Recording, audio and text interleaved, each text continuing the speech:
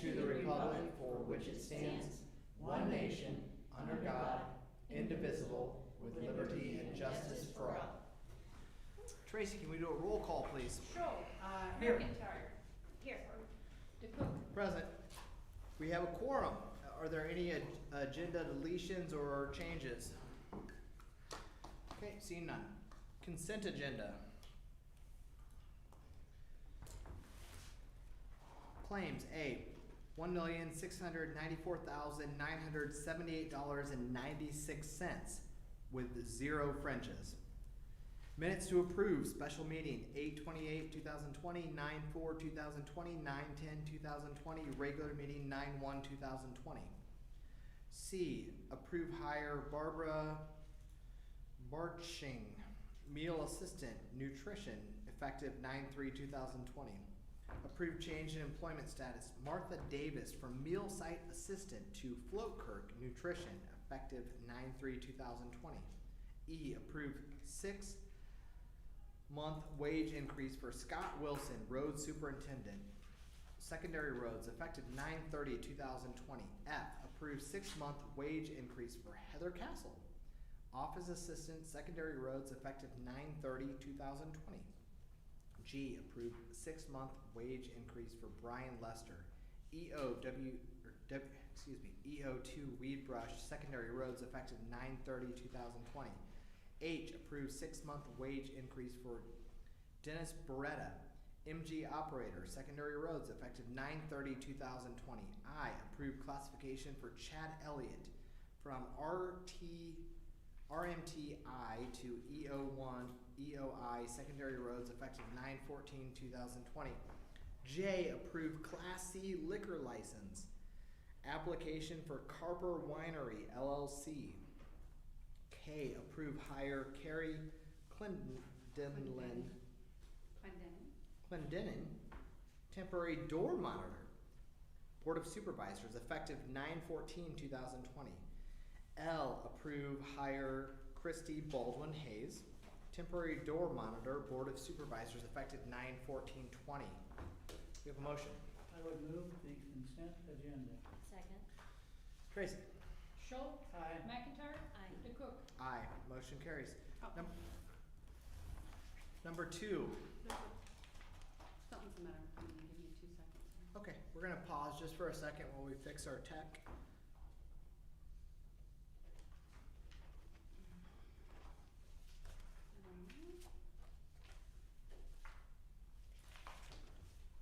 Would be plugged in on the floor somewhere.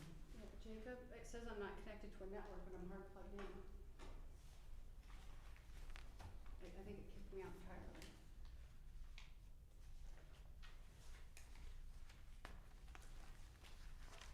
Wow, that's rude.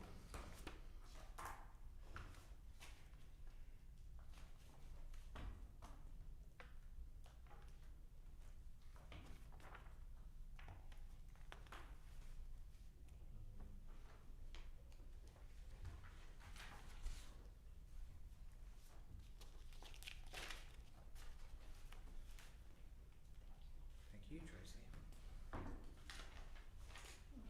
Take a brief pause while we get our tech in order, so those that are watching from home can partake.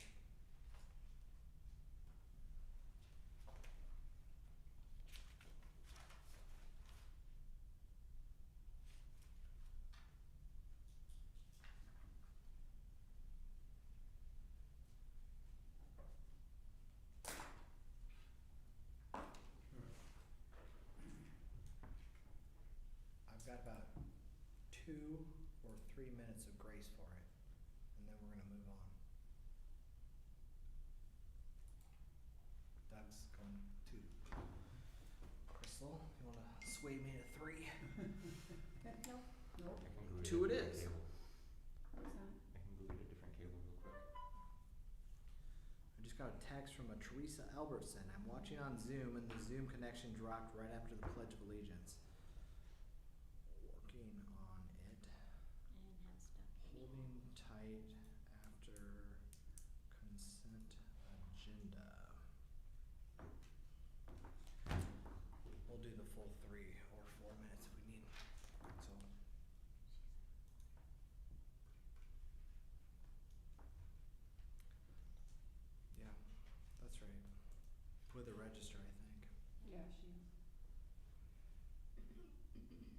messaging me. I told him that I can't get into the working meeting. So, sorry for the inconvenience. Are they watching at this point or no? Yeah, they're still stuck in the meeting, but it booted me out entirely.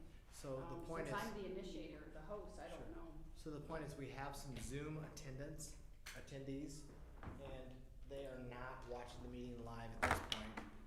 So we're gonna hardwire it in, and we'll see if we can fix it.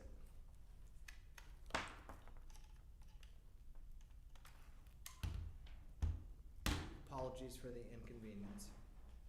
Anything good happen?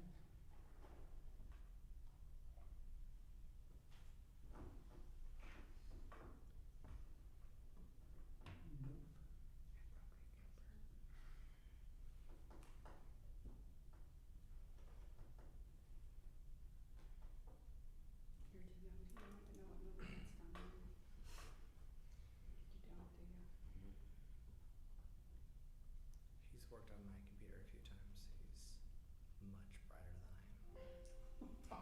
It doesn't take a lot to get brighter at technology than I am. I have faith. I have faith.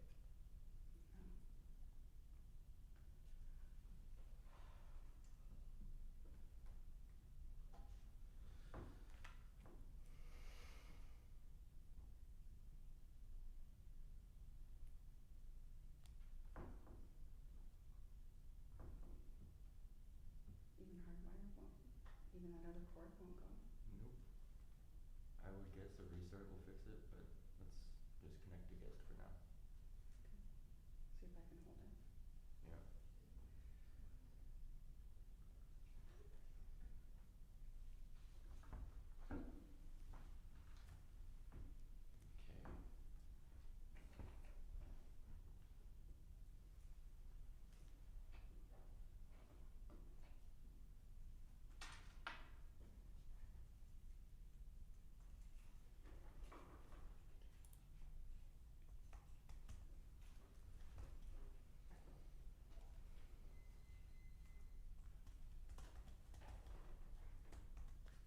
Glad you're out of quarantine.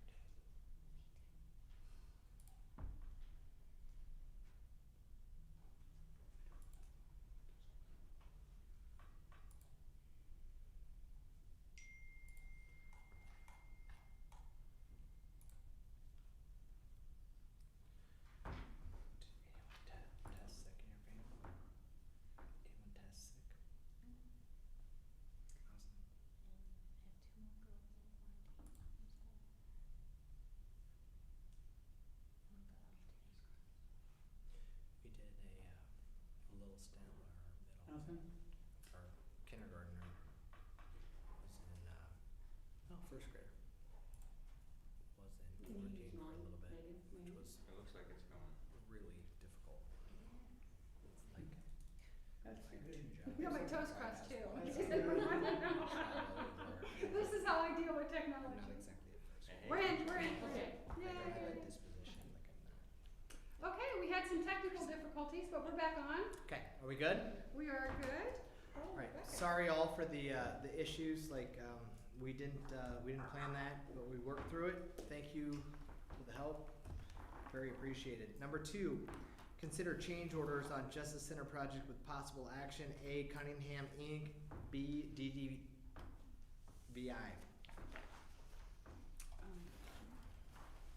Who do we have on for that one? I don't know if Nick is on or not.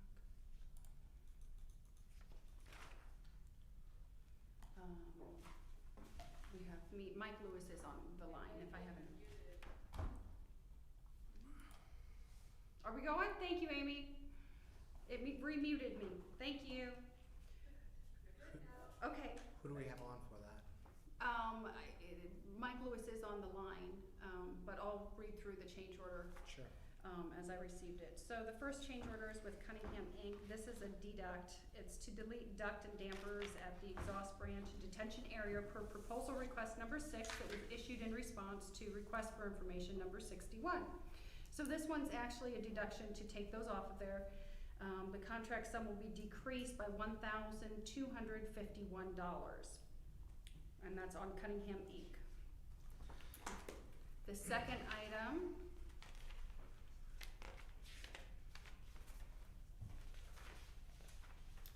second item was DDVI Inc.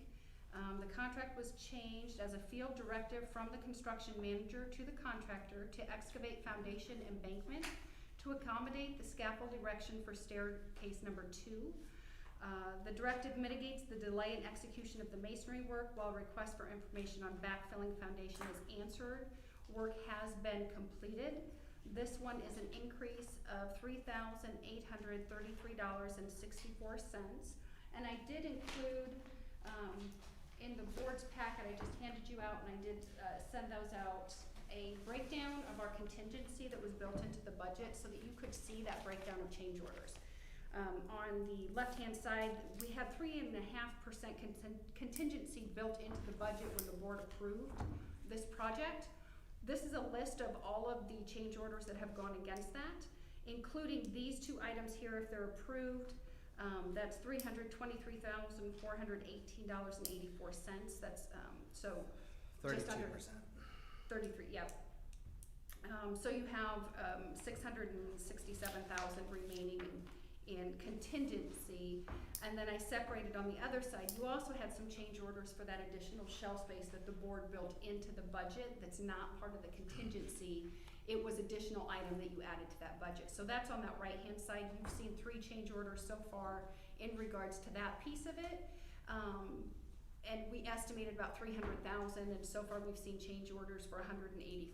So that's the breakdown of what those change orders are, so that you could see that when you're looking at that. One, I want to take a moment and say thank you, Megan, for providing that handout. I think that's important to understand where we're at, because this is it's a large project. There's just no way in the world that we're not going to have some change orders. I mean, one of these today is a deduct. One's an increase for 3. One's a deduct for $1,250. But I will remind the board that one of the things that we did as a board that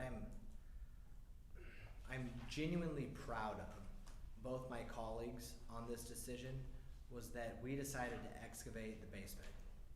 And that's not free, and I want the public to know that too. That's not free. That's a couple $100,000, and we have some change orders relating to that. But again, I will remind both the public and my colleagues that those change orders to do shelf space in the basement, to do the whole thing, the whole basement, means that when and if the courts grow, they grow down. They don't grow out. They don't take up more green space on the square. They grow down. And there's, I'm a Dutchman from Pella. I've said it a few times. I care about the nickels. I care about the dimes. Doug's told me multiple times, you keep adding nickels and dimes up, eventually you get $1. And I get it. I get it. You're never going to have another chance to build, to tear out or dig under a foundation and expand if we need it. If Warren County keeps growing like we're growing, and we need it someday, you're never going to have that other opportunity to do so without adding a new building or moving some facilities off-site. We're building down, and that was brilliant. And I commend both of you. I think it was a 3-0 vote, if I remember. It was. So do we have some change orders from that? We're going to have a few. We're going to have a few from time to time.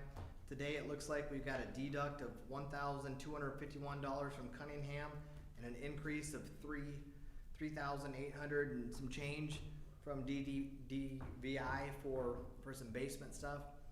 I get it. But thank you, Megan, for providing the numbers that we know kind of where we're at with the contingency. We also have to mentally allocate some funds because we know what we chose to do with the basement wasn't free, and we're gonna have to pay for it. But I promised you all and my colleagues and anyone who's watching that is money well spent, because you're gonna have to grow at some point, whether that's 10 years, 20 years, 50 years, or whenever. Some future board's gonna sit here and say, thank goodness these people decided to excavate that basement. Thank goodness they put concrete in the basement so we don't have super issues down there, and now we can just fill it out.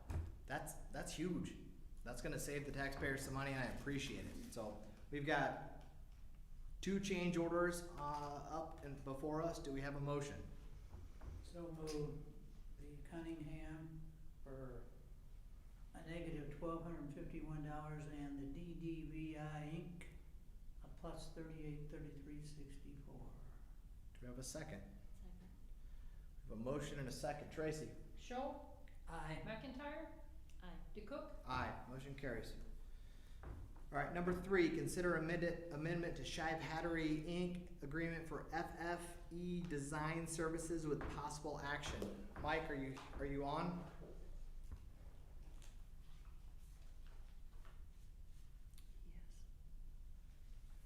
Can we unmute Mike?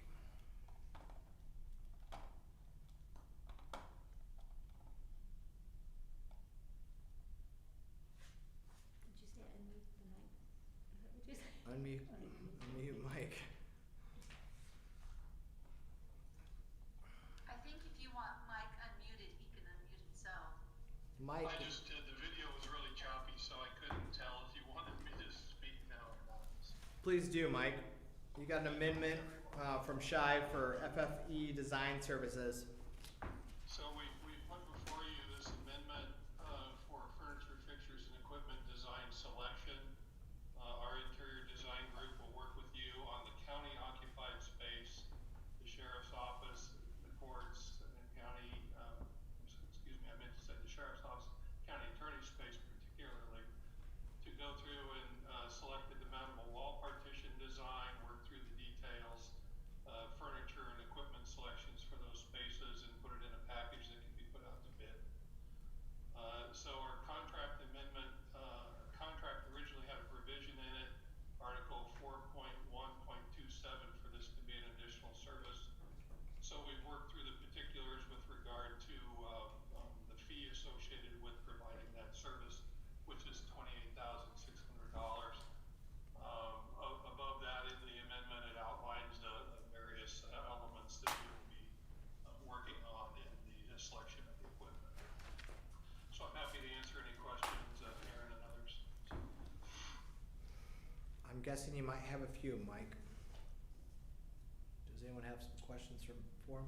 Just wasn't, Mike, it wasn't in the, this is Doug, it wasn't in the original contract, obviously. No, the original contract leaves these loose furnishings and pieces of equipment separate in case the owner wishes to procure that on their own. As the work has progressed, in particular with the demountable partitions and having that as a furniture item now, we think it would be in your best interest to have us work through the selection of that. There's a number of coordination things that are needed there with the contracts that have been led through ECI. So, in our professional opinion, we're going to provide you the best value and the right level of service to get through that. Originally, it was not a part of the agreement.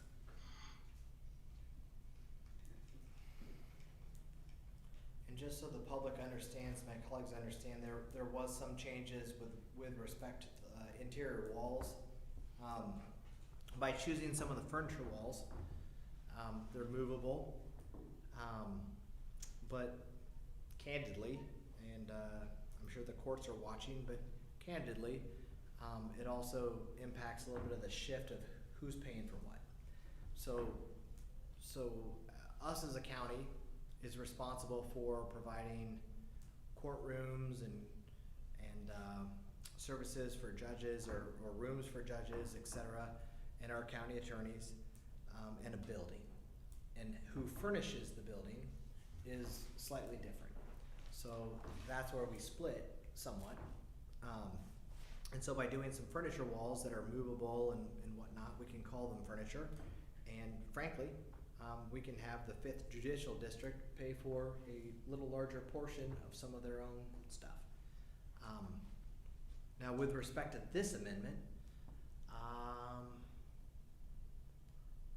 I'm really okay with talking with Mike a little more on it, because the one thing that still doesn't sit perfect with me is, and I'm not a builder. I've never built a building for $34 or $5 million, so this is new to me. But one of the things that I'm looking at is where the walls go. You would think intuitively that the walls, the furniture walls, the new walls would sort of go where the old walls would have gone. least a start. And so I'm just not 100% confident that, that there needs to be $28,000 of design fees to make that happen. And so from my perspective, with all due respect to Shive and Mike, who I have a professional relationship with by working on this, I'd like to discuss that a little more with them and see if we can come to a number that's maybe slightly less than where we're at with this proposed change order. Because from my take, you'd think that some of those walls go effectively where the old walls used to go. But I know that there's more to it, and so I'm not minimizing the design aspect of it. But I think to do justice to the taxpayers, I think we gotta take a little harder look at it, so I'm probably not in favor. But if you two are, then you are. Aaron, I very much appreciate your question. Because these are not hard constructed walls and they come in basically parts and pieces, we have to work through the panel sizes, the arrangement, the configuration of all those parts No, as they go in. And so there is quite a bit to it to be came in. So. 100% understand, Mike. I 100% understand, but let's have a conversation on it sometime after tonight, and then let's see if we can work on that a little bit. Would be my preference, but maybe we can't, and maybe we bring this back at the next meeting as is, or we'll see if we can make some hay on it. But I'd like to at least take that effort to see if we can make some hay there. I'd like to see if you can't make hay on it, then let's see about going out to bid for this portion. Okay. So we have no motion and no second on that one, so we're gonna just hold tight with that for this time being. And Mike, I appreciate you being on the call. I'll be in touch with you this week, and we'll see what our options are, and we'll look at that because I think Aaron, thank you. I welcome the opportunity to talk through that with you some more. Thank you. understand. Thanks so much. Okay, so that one didn't happen. We're moving on to number 4. Consider State of Iowa Section 130 Crossing Safety Improvement Agreement with the IDOT and authorize the chair to sign with possible action. So this is another sort of cut and dry agreement with the DOT. This involves 3 parties, ourselves as the Highway Authority, Union Pacific Railroad, and the Iowa DOT. It was presented to us by Christopher Klopp. He's the Iowa DOT program manager. Essentially what it is, it's to get a signal across 190th Avenue here in Warren County, just north of Highway 5 to the railroad. The only obligations in the agreement as us, the Highway Authority, is really just minor grade work and a few loads of rock. So it's not a huge obligation to us. It's just some minor maintenance items we need to take care of. Raising the grade slightly with the rock, and then improving a little bit of the drainage in the area.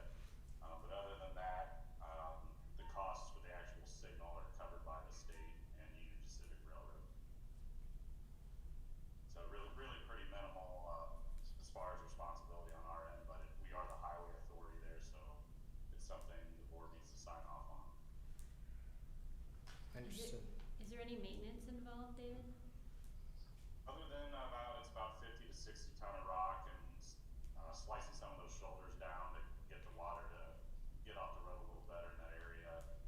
Other than that, it's just our regular routine maintenance of a gravel road after that point. Any questions, Doug? David, I would move go ahead. Section 130 Crossing Safety Improvement Agreement with the IDOT. And Second. authorize chair to sign. Second. Motion second. Any discussion? Tracy? Schultz, Aye. McIntyre. Aye. DeCook. Aye. Motion carries. Thank you, David. Hey, I also appreciate that you two look like you're growing a beard. That's good for you, my I'm friend. trying.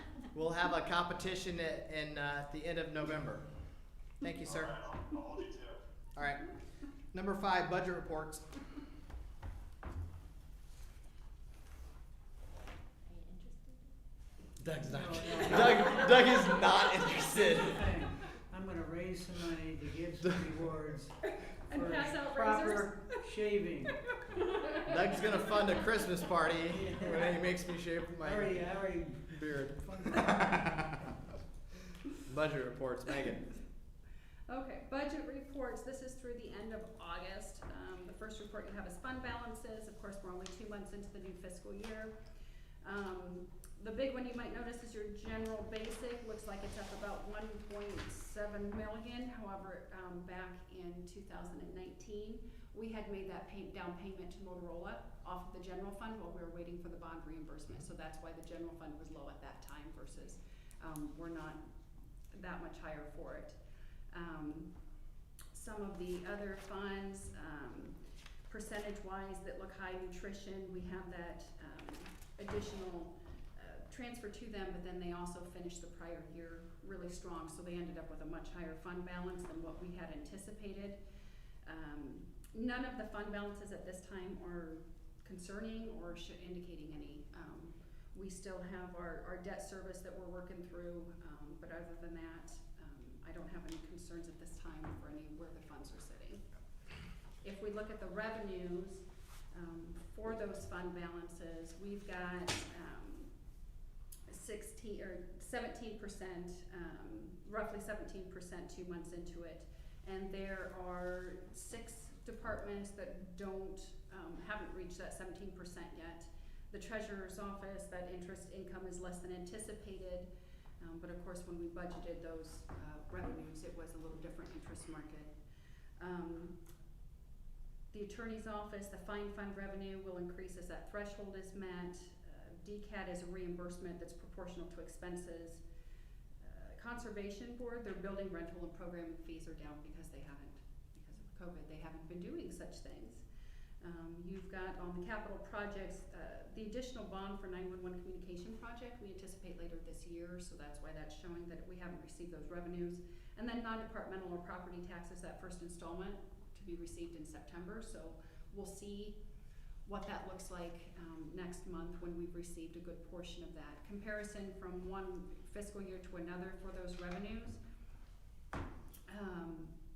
Kind of across the board, you've got the treasurer's office. Driver's license fees are down from the prior year, but mailing fees and interest are greater than with prior year at this time. You've got within the sheriff's office in fiscal year 20, there was receipted accrued fees for communications. The recorder's office, recording of instruments is up about 30,000 from the prior year at this same time. You've got Department Human Services, those are just timing of the LAE reimbursement, same for the DCAT with the timing we received those funds from the state. Engineer's office, timing of, we've got an accrued bridge fund and use tax that came in that fiscal year 21. Public health nursing, that's timing on those grants that they receive. Nutrition, donations, and the amount from aging resource is up. And then capital projects, of course, the interest, we had an interest transfer in fiscal year 20 that we don't have this year. And then on property tax, you have to-date property tax collections are less than prior year at this time. So some of that could have to do with when the statements went out. I don't have the dates per se of when statements went out last year versus this year, so there's probably a couple of weeks leeway there. So that's not yet an indicator of there being any problem with those. Do you think we'll have a better idea on property taxes by the end of the month? I know that September 1 to, Right. I think penalty is effective the end of this month. October 1, yes, but postmark counts. So if you mail it on September 30th, that counts as no penalty, but it won't be processed till October, so we won't see those revenues until I do the October. So ideally, reports. we'll have a better view of I'll that. have a better of view, but I property won't tax know all collection of. by the end of That's correct. October 5 or whatever. Yes. Okay. Does the board have any other questions about the revenues? Expenditures, again, we're just a rough calc of about 17% is where we should be for expenditures at this time. July we had 3 payrolls, so everybody's showing a little bit higher than normal because you've got 5 payrolls versus 4. Annual fee for GIS maintenance, voting equipment, and then postage for the general election and the auditor's office, so that one's higher at 24%. Medical examiner, we've just got some some large accrued fees from that state medical examiner. We know that last year we amended this budget, I believe, 3 times. So this is just clearly when we do that 5-year look back on budgeting for it, that number's gonna get bigger. It's a tough one to project upon. Yeah, so substance Just abuse, that's just the timing, we have a contract with them, it's just a timing of when that payment went out. General services, that's the property and liability insurance we pay in July, it's always top heavy. Information technology, you've got those fees for the project, as well as we didn't have a network administrator at the beginning of fiscal year 20. So you have some wages in there that are making a difference in those expenditures. And then in zoning, they also pay that annual GIS fee. So there's some varying differences there. Lots of differences comparing expenditures from prior year to this year. I think I've got more that don't have a highlight on them than do have a highlight. So the Board of Supervisors office, in fiscal year 20, we were paying HR as a contract with Norwalk. This year we're paying HR, so it shows that we're higher than we were, but essentially it's not. The auditor's office, that general election postage in fiscal year 21 is much greater than it was prior year. Sheriff's Department detention costs and inmate medical are down. Detention costs are down 68,000 and medical's down 75,000 from the same time last year. I have a question on that. I spoke with one of our jailers this weekend. Do you have a number or a ballpark? I heard we're like at 42. I do not know the number of inmates, if that's what you're. Yeah, I do not know. I know the dollars of what we're paying Just for. for the boards, and it's not ironclad, but I think we have 41 or 42 at Jasper right now, which is down from 60s and 65 and some of the other stuff. So it doesn't surprise, my point is, it doesn't surprise me that the detention costs are down some. Right. They're still exorbitant, and I detest paying this, and I can't wait for our own jail to happen. But my point is, that actually complies with what I just heard. So. The recorder's office, last year there was a scanning project, so she had expenses in fiscal year 20 that are not showing in this year, so that's why there's a large difference there. The county engineer, those project expenses vary by year. There's really not a good way to compare apples to apples there when I'm doing just a straight numbers comparison. Conservation Board, they've had staffing changes, and then multiple line items, hardware, fuel, landscaping, but again, I think that their operations have been a little bit stalled because of the COVID. We've got general assistance, rent, utility, and funeral expenses are all less than prior year at the same time. Nutrition, we've had staffing changes with the director leaving, whereas we were paying the director at this time last year. Medical exam and district court, you've got some accrued invoices there that we're showing in the prior. Substance abuse, again, that's that timing of when that contract payment's made. Capital projects is up, but now we've added the 911 communications and the Justice Center project, and that's in full swing. Those are gonna continue to be up. Maintenancing, we have the timing of the electric payment. I'm working through some items with IMU and on that electric payment. General services, liability insurance company, we changed that company, the cost was reduced, so you're seeing that in comparison to prior year that amount is down. Information technology is showing higher, but that's the software fees that are paid annually, it's the timing of when those were made. And then again, you've got your non-departmental, and that's a timing for when HRDA payments went out. They requested them earlier than last year. So that's kind of the difference there within the expenditures. Does the board have any questions on that? I did include in your packet, we talked about last Thursday when I asked for that blanket resolution on the CARES Act, that I would include that with my budget reports, what I submitted. So you have in the email that I sent out, I included the CARES Act submission, the worksheet that went through it to submit that. And that total amount that we submitted for this reimbursement was $483,243.49. And then this is that detailed work for the board to review, on what went into that. There's really just the two pieces. The county attorney's office submitted for reimbursement on items, and then I prepared 25% of public health and law enforcement from March 1 through July 31. So those were included with the budget reports per the meeting, that I would include those for you.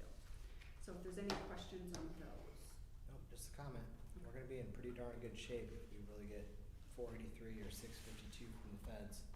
Like, much needed, good shape to get Warren County in a lot better fiscal position than, we were always in a good fiscal position. Like, this county, like, for those that don't understand this, that are watching,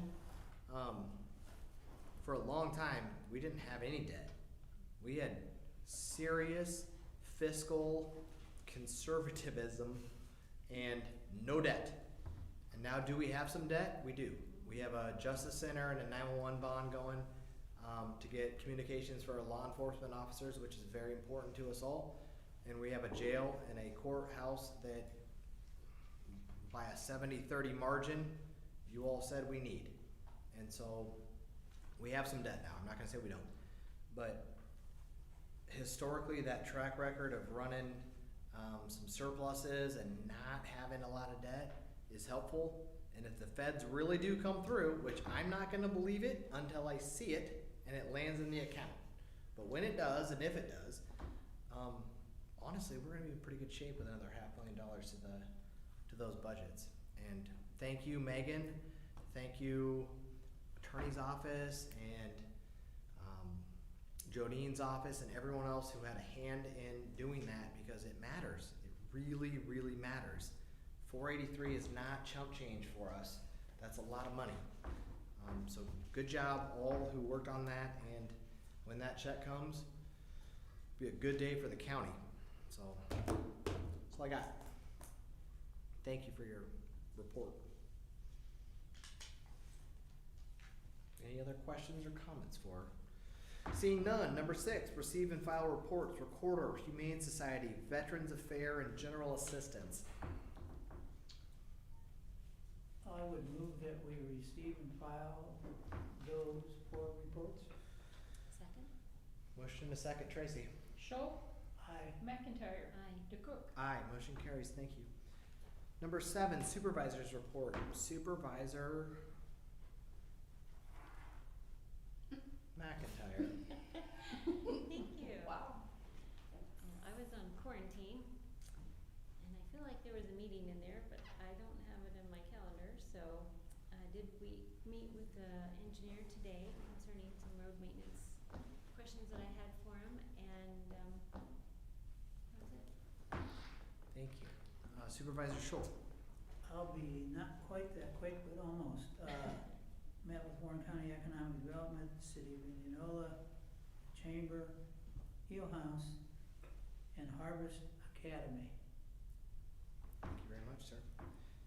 All right, in mine, I'm going to keep it really brief. Attended some meetings. I'm going to speak on one topic tonight, so just one. But that is, it's the dumping matter that has plagued our county for a long time. And so today, I met with some of our department heads. We had conservation. I'm not gonna try to forget anyone, so Megan help me if I forget. Megan was there. We had David, engineer, road department. Sheriff Voss attended.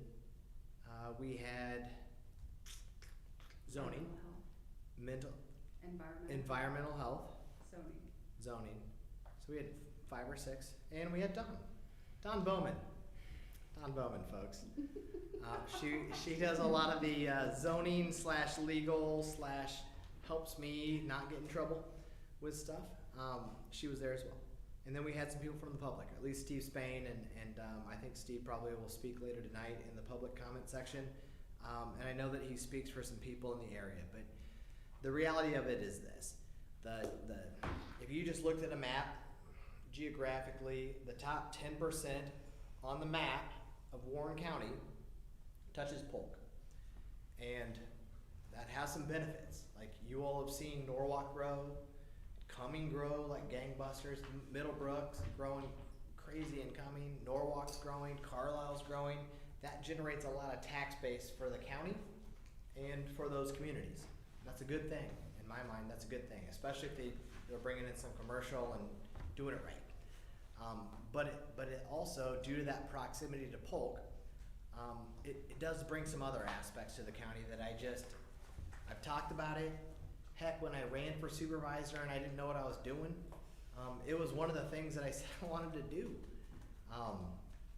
And that is, I absolutely detest illegal dumping in this county. Warren County, and I'll say Madison too, and parts of Marion, it's beautiful. And it's just beautiful. There's rolling hills. If you ever leave wherever you're at and you go for a country drive, you'll see it. It's gorgeous. There's trees, there's hills, there's people making hay bales, and there's cows, there's deer. God knows I love them. But it's just a beautiful place. But what happens is we have people from Polk County predominantly, and I'm not going to say that there's no one in Warren that does it too, but I'm saying I think it's mostly Polk, that will drive their car or their truck and trailer from Polk into Warren on our gravel roads and just take their roofing project, or they do a do-it-yourself remodel deal, and they take all the drywall and they just shove it out the back of their truck onto our gravel roads. And they just leave it. And it's at night, no one sees it. But the next day someone sees it, and a lot of people live by it. And it's nasty, and I hate it. I mean, just hate it. So no more. No mas. We met today, October 20th. We're gonna have a new zoning ordinance before us as a board. It'll have a $1,000 fine. Woe be as to anyone on this board that votes against that. Fair warning. You want to vote yes on that one. We're also, the sheriff was on the call. He's adding 4 new trail cameras. We're going to put signage up. Basically, at any road that comes in from Polk to Warren on the north side, we have surveillance. No dumping will be tolerated here. Because honestly, there was a car, stripped down car, a sedan. No wheels, no tires, no axles. They ripped that stuff off. They just left this gutted out car on the road. And that's a David problem. That's our engineer problem. That's your tax dollars that are going to fix it. And it's ugly, it's nasty, it's a hazard when people put their roofing shingles that are 50 years old and just dump them all over. There's nails that are sticking up. Our residents are popping tires and spending money at Downey or wherever else. I'm sure Downey doesn't mind that, but generally our people do, and it's not right. And so, no more. I'm gonna have a literal conversation with our county attorney. We will give no leniency for illegal dumping. When you get caught, and it's not an if, it's a when, we'll have a bounty for citizens. I don't care. We'll figure it out, but we're gonna do what we gotta do to get some of these people to be made an example. We have to split, unfortunately, we do have to split the fee with the state. So if you get $1,000, you gotta give the state 500, but we'll pick up 500 bucks every time we catch someone, plus whatever expenses we can stick on them from our roads department to clean up their junk from our roads and our ditches. But when we catch you, you will pay the fine. You will pay it. We will not negotiate. We're not going to plea it down to, we'll do $500 because we're going to be nice. No, we'll try the case. Every time, we will try the case. As long as I'm here, if I have anything in the world to say about it, we're going to try the case. You're going to pay the full Monty on it. Because no more. I'm done with it. It hurts us, not just the people that live there, but it hurts economic development. It hurts a commercial, a Facebook or an Apple or someone who's like, hey, I could build a data center up here. I mean, just so that you all understand this, when we did our courthouse, $34 or $5 million, just the Microsoft data center on our courthouse made up about 1/10. They're paying about 1/10 of the cost to have our courthouse here on our square. What if we get an Apple or we get a Facebook or whatever? Because they look at it and say, hey, it's really beautiful. I'd love to buy 100 acres somewhere and build something like Altoona does. Altoona swims in money. They swim in it. They have unlimited money. You know, what's the opportunity cost for that? It's a lot. I don't want to scare away some business who might want to build here in beautiful Warren County because they see garbage and trash on our roads. I don't think it's fair to the homeowners, and I'm tired of it, and it's time to break some eggs and make some examples. So that's exactly what we're going to do.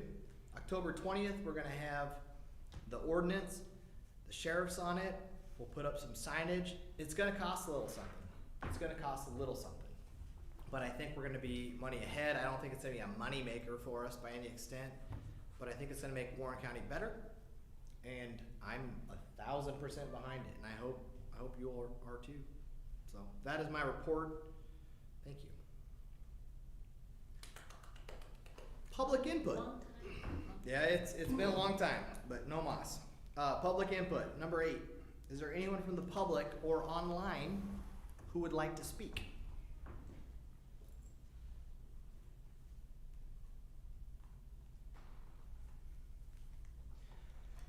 Seeing no one online, I do see Mr. Spain here. Would you like to add some words, sir?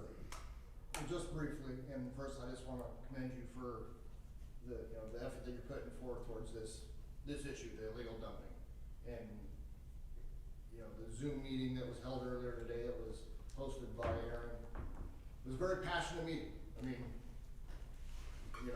I'm living in ground zero of the county where most 99% of this is taking place, and and for the past 48 years, enough's enough, and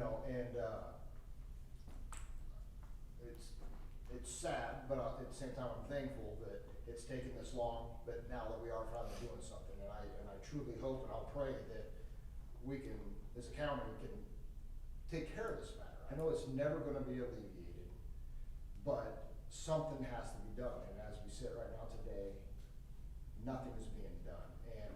And again, one term that I've always used, a proactive approach, getting the signage out there, putting those warnings. Whether, like I explained to Aaron, whether we place cameras, even just the verbal warning that you are being filmed, even in the absence of a camera, is a deterrent to crime. You don't go to Jordan Creek and you see fake cameras everywhere, and that may prevent some shoplifting or whatever. Let's put the warnings out there. Let's, people come to me, especially in my line of work and in the neighborhood we live in, and they report it to me. I'm nobody. I'm a citizen just like everybody else. You gotta pick up the phone and make the call, and you gotta report it. You gotta, hold those people accountable, the sheriff or whatever local law enforcement agency is in charge, make them come out and take the report, make them witness it firsthand. A lot of times that's not being done. One of the other issues that we deal with in our sector of the county is it's an annexed area by Des Moines. So that creates another issue. It's no man's land. Whose problem is it? I will tell you, by living there, you do not see a Des Moines PD car come down that gravel road. Unless they live in the neighborhood and they're heading home to work. We gotta put the pressure on Des Moines to do their part. That sedan was dumped. It was dumped that morning, 5 o'clock in the morning. By the time I traveled home that afternoon, it was gone. And that's one of the worst things that you see, right in the middle of the road. You round the corner with it, and if you're not paying attention in a foggy, fall morning, you're gonna slam right into this thing. And it's a danger. But beside the point, I'm just thrilled to know that we are gonna start taking some actions. There's a lot of options to be had. We can do it. We gotta, like I tell my neighbors, you gotta report it. You gotta get the law enforcement out there to take the reports. We gotta get we gotta get our detectives or whoever it is. I know it's not, not making headlines here, right? No, honestly Why though, did- Steve, there was a body dumped in Well, yeah, northern we're Warren. talking 20-some years ago, and this is what we deal with. Yep. And, I mean, and something could be dumped there, whether it's a body or not. I mean, come hunting season, that area is littered with deer corpses. It's sickening, it's disgusting, and, you know, and you know, one thing that very much concerns me, again, we all know what I do. I'm not afraid to confront anybody, and I'm prepared to confront them when I do. But I got my neighbors, you know, confronting these people, coming home from work at midnight. People down along the river, whether they're shooting or dumping or drinking or partying or whatever. Because they don't have no faith in our law enforcement. Well, it depends on what side of the bridge you're on, whether it's the Warren County side or the Des Moines side. That they're gonna come out there in a timely manner and take care of it. So they take matters into their own hands. And that's scary for me because people have no appreciation for life and they will beat you down or shoot you dead right where you stand because they don't care. You know, and I don't want my neighbors doing that. But they gotta have the faith in their local law enforcement that when they pick up the phone and they call and report crime, whatever it may be, you know, that they show up. And, so, you know, I always coach people on, this is what you gotta do, you know, and I got thousands of texts on my phones, you know, on my phone from people concerned about, we're talking about the dumping issue. And, but we gotta report it, we gotta prosecute it, we gotta stay firm with, you know, making an example out of people, you know? And, I mean, and occasionally there is an example made of somebody. I've helped bring several people to justice for dumping and, you know, just me doing my part as another citizen of Warren County and getting that information back to the detectives here. But I just truly hope, I mean, that, and I encourage you, if you haven't, I'll take any time out of my day, and I'll take you around and show you what we're seeing. And it's disgusting. Yeah, I'll add this, a lot of that's in my district, like, I see it because from Norwalk to somewhere between Norwalk and Carlisle, zone is Des Moines or in Polk County, so I see it and people will send me pictures. I wouldn't be so fired up about this if it was once every 2 years or something, someone dumps a load of what, it's not that. This is like a weekly deal. This is a dumping zone. We are a garbage site for South Polk, and that's wrong. And so it is time. It will cost some money. Those cams will cost some money. The surveillance will cost some money. The signs will cost a little something. The having a little heightened patrol up there. And then I pledged on that Zoom meeting that I will talk with the mayor of Frank County, Des Moines City Council, and the supervisors of Polk. But we need to collaborate a little bit with them too. And if they refuse to do anything about it, one, that's a shame. You shouldn't have annexed into Warren if you're not gonna take care of your own business. Like, people ask me all the time, I'm sure people ask Doug and people ask Crystal about the cities that you have within your district. Well, Doug or Crystal, why don't you do this in Carlisle or Indianola from the county? And you're like, listen guys, I don't, my reach sort of ends at your municipality's border. I can ask the city council of Indianola or Carlisle or Norwalk or Cumming, I think you should do this or this. And they might listen because of who we are, maybe. But they're not gonna take orders from you. They're not gonna do it. And Des Moines might not too, I don't know. But if they don't, then the county's gonna step up and we're gonna do a little better patrol in that zone too, because it's a shame. And it's part of us and it's part of Warren, and I'm done with it. So, sorry to interrupt you, Steve. No, and again, that's, in a nutshell, that's what I have to say, and I thank you for bringing this to light and being so passionate about it, and you know, and that's it. I mean, you know, and I don't sit here today like I'm all concerned about my area. I mean, this is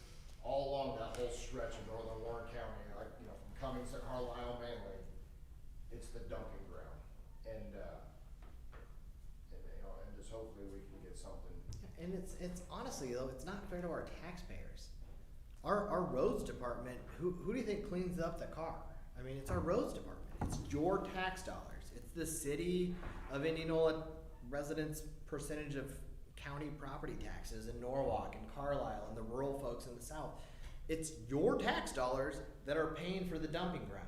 So we either nip it in the bud or we keep going. And I'm not willing to go another 10 or 20 years and just let this garbage continue to happen. It is time, and if we have to spend some resources to make it happen, open up the checkbook. Let's do it, and let's get after it. So October 20th, third Tuesday of next month, that resolution for the zoning change will be before this board. I'm gonna go out on a limb.